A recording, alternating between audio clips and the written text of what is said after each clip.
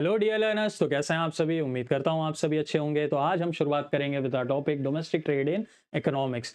Trade क्या होता है, इंटरनेशनल ट्रेड क्या होता है, ये सारी चीज़ें हम जान चुके हैं।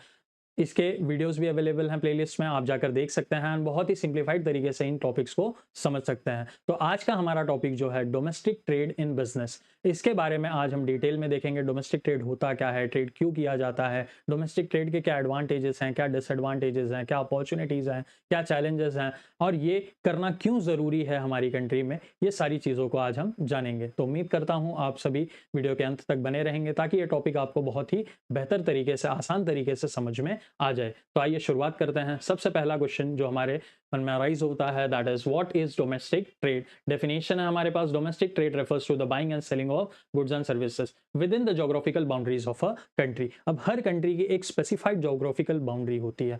उस कंट्री में जो खरीदना और बेचना होता है गुड्स एंड सर्विसेज का, बेसिकली उसे डोमेस्टिक ट्रेड कहा जाता है। With in the country, country में ही, कंट्री के बियॉन्ड जाना नहीं है। अगर हम कंट्री से बाहर जा रहे हैं तो वो ट्रेड इंटरनेशनल ट्रेड हो जाएगा। और कंट्री के बीच में ही अलग अलग रीजन्स, अलग अलग स्टेट्स, अलग अलग डिस्ट्रिक्ट्स, तालुकास, विलेजेस में जो हम ट्रेड कर रहे हैं, that is known as domestic trade, also known as internal trade. Domestic trade का एक और नाम है जिसे हम इंटरनल ट्रेड्स के बारे में जानते हैं, एंड इंटरनेशनल ट्रेड को हम एक्सटर्नल ट्रेड के नाम से जानते हैं। Both buyer and seller belong to the same country. अब एक ही कंट्री में हम ट्रेडिंग कर रहे हैं तो ऑब्वियस सी चीज है, जो बायर होगा एंड जो सेलर होगा वो दोनों किससे बिलोंग करेंगे, एक ही सेम कंट्री से बिलोंग करेंगे। Example, a farmer in Punjab sells wheat to a flour mill in Delhi. तो पंजाब से चीजें बेची जा रही है, कहां पर, दिल्ली में। अब पंजाब एंड दिल्ली दोनों इंडिया का पार्ट है, तो ऑब्वियस सी चीज है, ये एग्जाम्पल होगा हमारे इंटरनल ट्रेड का, मतलब डोमेस्टिक ट्रेड का।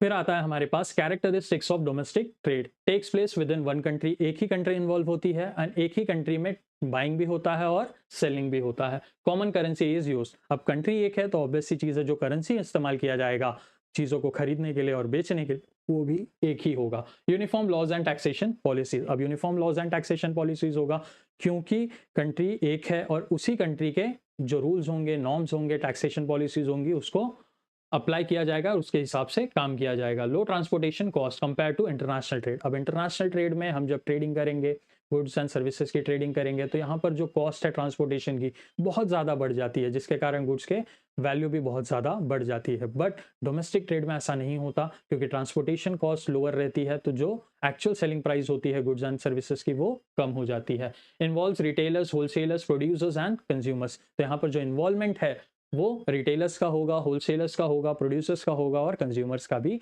होगा। इसके बारे में डिटेल में हम आगे देखेंगे।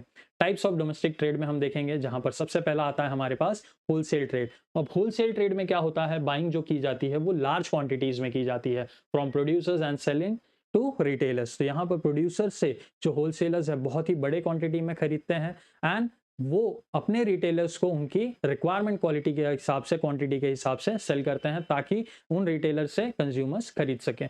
Example, a wholesaler buys 100,000 T shirts from a factory and sells to various stores. अब एक होलसेलर को जब गुड्स खरीदने हैं तो प्रोड्यूसर जितने भी गुड्स का क्वांटिटी का वो एक कंसाइनमेंट बनाएंगे, लॉट बनाएंगे, उतना एक साथ उनको खरीदना पड़ेगा एंड फिर वो एक मिनिमम क्राइटेरिया सेट करके अलग अलग रिटेलर्स को अपने गुड्स सेल आउट करते हैं। रिटेल ट्रेड में buying in small quantities from wholesalers and selling to final consumers. Example है, a kirana store selling rice, soap and biscuits to local customers. अब जो किराना स्टोर्स हैं उनका मेजर फोकस यही होता है कि जो एंड कंज्यूमर्स हैं उनके पास जो आ रहे हैं, जो प्रोडक्ट्स को खरीद कर डायरेक्टली कंज्यूम करेंगे, उनकी नीड्स एंड वांट्स को वो सेटिस्फाई कर सके। अब उनकी नीड्स एंड वांट्स को सेटिस्फाई कैसे किया जाएगा, तो उन्हें जितने भी क्वांटिटी की रिक्वायरमेंट है उतना सप्लाई देकर उनकी नीड्स एंड वांट्स सेटिस्फाई हो पाएंगी। फिर आता है हमारे पास importance of domestic trade, encourages local production. यहाँ पर जो मेजर फोकस है वो क्या है कि लोकल प्रोडक्शन हमें बढ़ाना है। लोकल प्रोडक्शन बढ़ेगा तो गुड्स बढ़ेंगे एंड वही गुड्स वहाँ के लोकल लोग कंज्यूम कर पाएंगे, और जब वो गुड बेहतर होगा, कंजम्पशन लोगों का बेहतर होगा,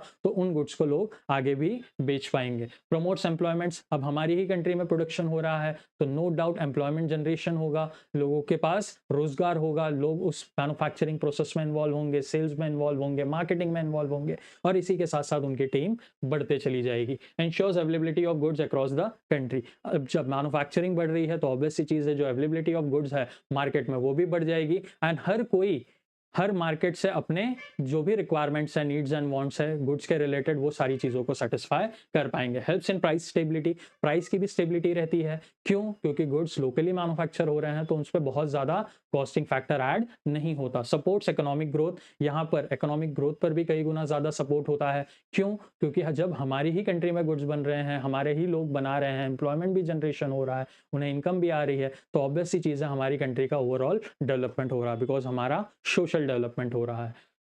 रियल लाइफ एग्जांपल के थ्रू हम देखेंगे agricultural trade. A rice farmer in West Bengal sends produce to markets in Kolkata. अब वेस्ट बंगाल में एक राइस फार्मर हैं जो अपने कंप्लीटली कल्टीवेटेड राइस को कहाँ बेच रहे हैं? मार्केट में, कोलकाता के। मिडलमैन और government agencies like Food Corporation of India FCI buy and distribute food grains across the states. अब फार्मर का ये काम नहीं है कि वो जगह जगह जाकर अपने गुड्स को बेचेंगे। फार्मर का ये काम है कि वो फार्मिंग करके अच्छे क्रॉप्स उगाएं एंड उन क्रॉप्स का सौदा कर लें, या तो किसी मिडलमैन या एजेंट से, या तो गवर्नमेंट एजेंसीज के साथ, ताकि उन्हें एक फेयर प्राइस मिल जाए एंड उनका कोई भी कॉस्ट उस पर ऐड ना हो, जिसके थ्रू ये एजेंसीज, ये मिडलमैन या ये गवर्नमेंट एजेंसीज बेसिकली उन फाइनल गुड्स को मार्केट में लेकर जाएं और वो मार्केट में अवेलेबल हो, ताकि एंड कंज्यूमर उसे कंज्यूम कर सके। फिर आता है हमारे पास real life example, e commerce and domestic trade. Platforms like Flipkart, Amazon India, Meesho etcetera sellers from tier two cities like Surat और जयपुर सेलिंग क्लोथिंग और handicrafts to customers in Delhi और बैंगलोर। तो यहाँ पर हम देख रहे हैं जो छोटे शहर हैं, उन छोटे शहरों से भी लोग अच्छे अच्छे गुड्स बनाकर बड़े शहरों तक सप्लाई कर पा रहे हैं। बड़े शहरों में रहने वाले लोग उन छोटे शहरों से आराम से गुड्स खरीद कर एक प्रॉपर क्वांटिटी में, प्रॉपर क्वालिटी में उसे यूज कर पा रहे हैं। Digital payments and logistic play a की रोल। अब ये सारे प्रोसेस में डिजिटल पेमेंट्स का भी बहुत बड़ा रोल है और उसके साथ साथ लॉजिस्टिक्स का भी बहुत बड़ा रोल है, ताकि जिन लोगों को जिस टाइम पर जिन चीज़ों की रिक्वायरमेंट हो वो उन्हें मिल सके।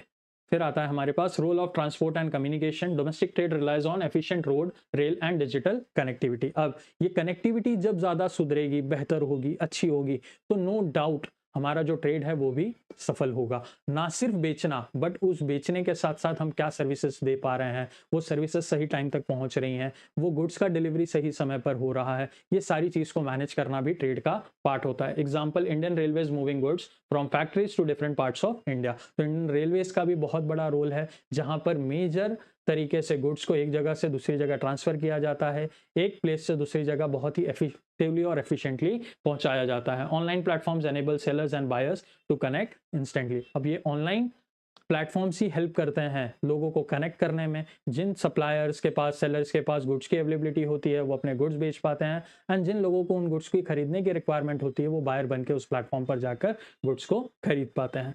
फिर आता है हमारे पास role of government in domestic trade. Implement GST, goods and services tax, जो एक इनडायरेक्ट टैक्सेशन का फॉर्म है, इसका इंप्लीमेंटेशन इंडिया में किया जाता है। Ensures consumer protection and fair trade. Consumer protection, consumers को सही गुड्स मिल रहे हैं, सही समय पर मिल रहे हैं, सही क्वालिटी एंड क्वांटिटी के साथ, ये सारी चीज़ों का मॉनिटरिंग प्रॉपर तरीके से होता है। फेयर ट्रेड होना चाहिए, लीगल ट्रेड होना चाहिए, लीगल रिलेशनशिप बननी चाहिए बायर एंड सेलर के बीच।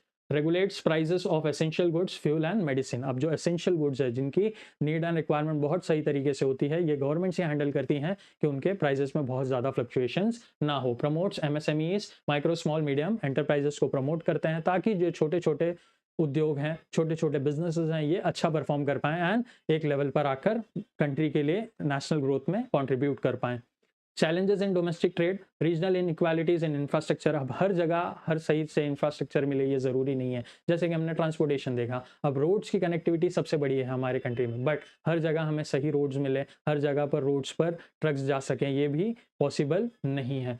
Intermediaries causing price inflation. अब जो इंटरमीडिएटरीज होते हैं, जो होर्डिंग ऑफ गुड्स करते हैं, गुड्स को रोक कर रखते हैं, डिमांड क्रिएट करते हैं, जब डिमांड बहुत ज़्यादा आ जाती है तब सप्लाई करके उस पर हैवी प्रॉफिट्स कमाते हैं, ये सारी चीज़ें भी मार्केट में बहुत होती हैं। लॉजिस्टिक डिलेज, अगर लॉजिस्टिक डिलेज हो रहा है, लॉजिस्टिक के कारण प्रॉपर कंसाइनमेंट सही समय पर नहीं पहुंच पा रहा है, तो मैन्युफैक्चरिंग प्रोसेसेस में या लोगों की जो रिक्वायरमेंट्स है उसमें भी बहुत ज़्यादा इश्यूज फेस करना पड़ सकता है। Taxation compliance for small sellers. अब स्मॉल सेलर्स को भी टैक्सेशन कंप्लायंस देखना पड़ता है। अगर वो सही तरीके से टैक्सेशन पे नहीं करेंगे या कंप्लायंसेस को मैनेज नहीं करेंगे, तो उन पर भी नोटिस गवर्नमेंट भेज सकती है।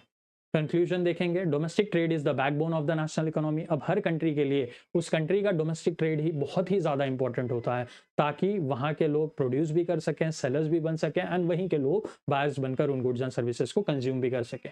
It ensures the circulation of goods and services across the country. अब उस जो गुड्स बन रहे हैं उस कंट्री में वो गुड्स भी बन जा रहे हैं एंड उसके साथ साथ उसका सप्लाई भी मेंटेन हो जा रहा है, बाइंग एंड सेलिंग भी सही समय से हो जा रहा है, जिसके थ्रू पूरी की पूरी कंट्री की नीड्स एंड वांट्स सही तरीके से सेटिस्फाई हो पा रही है। Promotes unity, interdependence and balance growth. अब यूनिटी भी ये बढ़ाता है क्योंकि अगर हम किसी और रीजन के गुड्स को कंज्यूम कर रहे हैं एंड कोई रीजन हमारे गुड्स को कंज्यूम कर रहा है तो हमारे उसके बीच एक बहुत ही हेल्दी रिलेशनशिप बिल्डअप होगा, ट्रेडिंग रिलेशन सुधरेंगे एंड इसके थ्रू हमारा इंटरडिपेंडेंस भी हो जाएगा एंड दोनों की ग्रोथ एक बैलेंस्ड वे में हमें देखने मिलेगी। Must be efficient, inclusive and well regulated. अब ये एफिशिएंट होना चाहिए, इंक्लूसिव होना चाहिए एंड बहुत ही अच्छे तरीके से रेगुलेट होना चाहिए। Legal norms, legal framework, rules and regulations का फॉलो अप होना चाहिए ताकि बेनिफिट बायर को भी मिले और सेलर को भी मिले एंड लॉन्ग टर्म वो अपना बिजनेसेस सही तरीके से चला सके। तो this was the end of domestic trade in economics. I hope आप सभी को ये टॉपिक समझ में आया होगा।